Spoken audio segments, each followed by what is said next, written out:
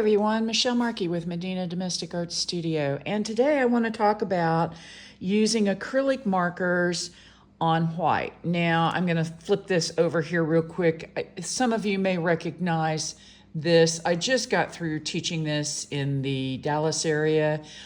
This is done on the back of a denim shirt, and this is my Texas wildflowers with hummingbird pattern that we all colored.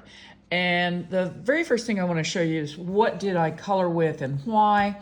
We ended up using these Beadum or Bedum, however you pronounce it, acrylic markers. This is the set of 24. And I think I've mentioned in previous videos about my cheap Chinese acrylic markers. Well, once again, you know, these fit the bill.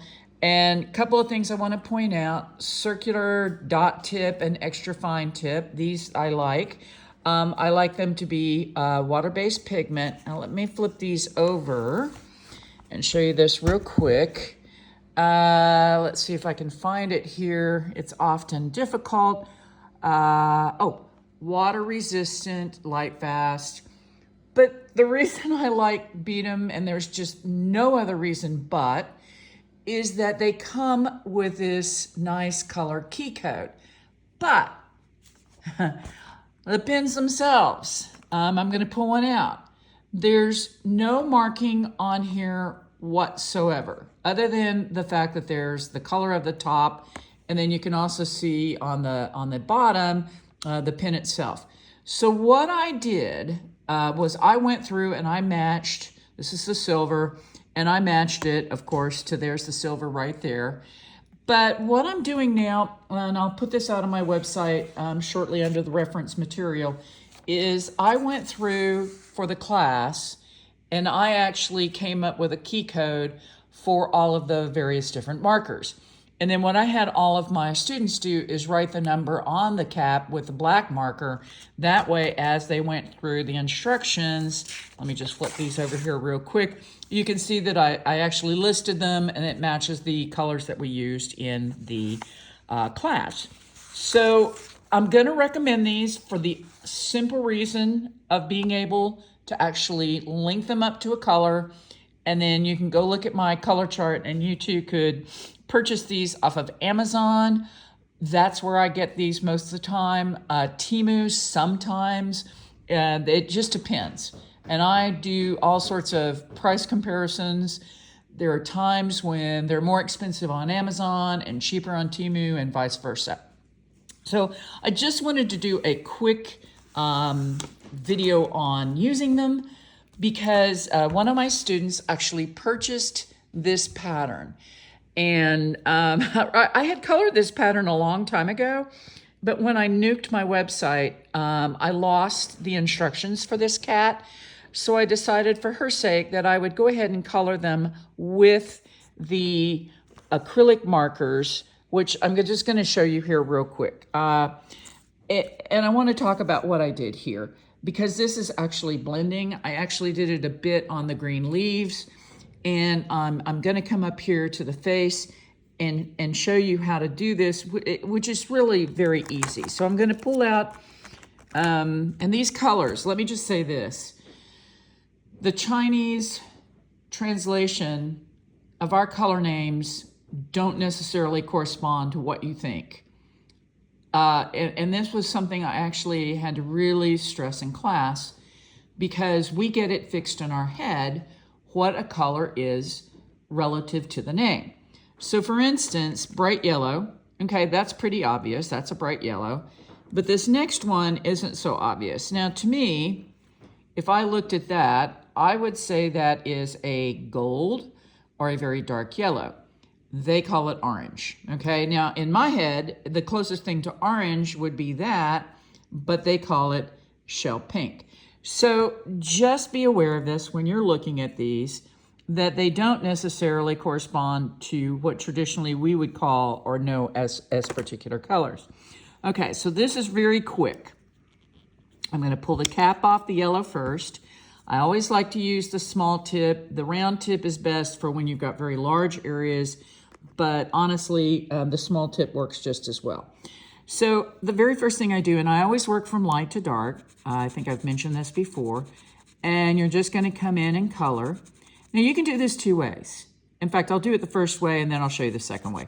You can color the whole thing with yellow first. Let me get the cap back on just lightly because I want to take it off later. Then you can come in with the darker yellow, and you can see it's shading. Okay, we'll put a little bit here, carry it up just a bit right there. Then last but not least, and again, I'm going to lightly cap this, pop off the cap for the shell pink and put just a little bit. Let me zoom in this way. This works better. There we go. You can come in and just put a little bit down here at the bottom. Now, the reason this works really well is when you've got the yellow down, it's going to stay wet for about 2 or 3 minutes. So it allows you to come in with those darker colors and get some blending done, which I think looks really good. Now let me show you real quick the other way of doing this. And let's find a kind of a fairly decent large area where I'm going to do this. Okay, let's do it right here. I'm going to put a little bit of yellow down, and I'm going to actually carry it down almost in a U shape. Then I'm going to come along right behind, slightly overlapping with that darker yellow. Let me get the, excuse me, let me get the camera up. And then last but not least, put a tiny bit of the shell pink down there.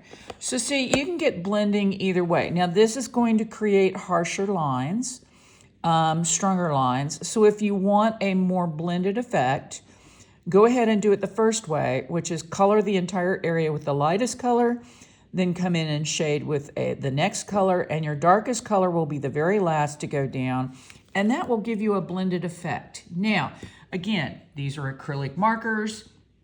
I love acrylic, but if you plan to wash these, the next thing that you need to do is to actually coat it with fabric medium. And I've got my bottle of fabric medium here. And literally, you're gonna think this is crazy, but again, all I want is to get the fabric medium down on the item. So let me put my caps up so I don't get these messed up while I do this.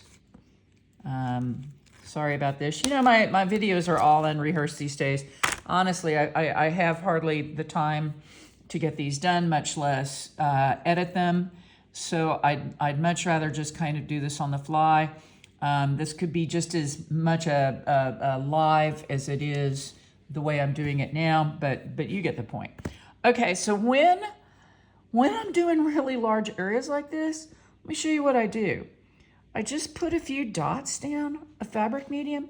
Now, why are we doing this? Because if you do not seal plain acrylic paint with something, it will not last in the wash. Now, you might get a couple of washings, but after a couple of washings, you're gonna notice that it's gonna start to fade and the color's gonna come out. So what I do is I just come in and just coat it where I've already colored. Now, I colored this last night, so it's dry. So I know I can just come in and spread the fabric medium down just like what I'm doing. I don't know if you can notice this, but I put the pearlescent down because I want this little kitty to shimmer. It will probably be going with me to my next show in January, which is going to be in Tucson. If you're in the area and you're watching this, I hope to see you. It'll be my first time at the Tucson show. I'm looking forward to it. So you see, I'm just doing this real quick. Again, you're trying to get good coverage. You don't want to saturate it, but you do want to get enough down so that when you go to heat set this, and you will be heat setting, that you basically set the color and it locks in the color that you've put down there. So that's it. Very quick, very easy. I will be posting these coloring instructions out soon. I'm really not sure when because, again, I am kind of up against the wall time-wise for these shows, and I do need to get the shows worked on. So those of you who have been waiting patiently for some of the instructions that I've promised, I'm sorry. They'll be coming soon. I started working on some last night. So just know that I will get things done at some point in time.